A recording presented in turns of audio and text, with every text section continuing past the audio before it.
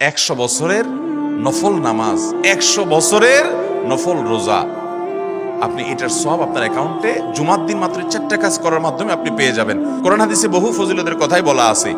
এত বিপুল পরিমাণে, এত অধিক পরিমাণে সওয়াবের কথা যে কারো বাসা থেকে অনেকের আছে যেতে 500 স্টেপ পড়বে। 500 স্টেপ পড়লে কতটুকু হয়? সামান্য একটু জায়গা যেতে 500 কদম হয়ে যায়।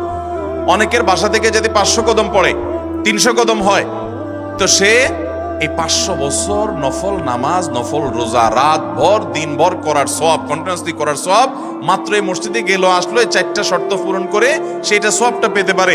যদি সপ্তাহে 4 জমা হয় তাহলে 4 বার 500 করে যদি হলো 2000 বছর, এভাবে তার আমল আমাদের সওয়াবের পাহাড় সে জমা করতে পারে শুক্রবারের ছোট্ট আমলটার মাধ্যমে।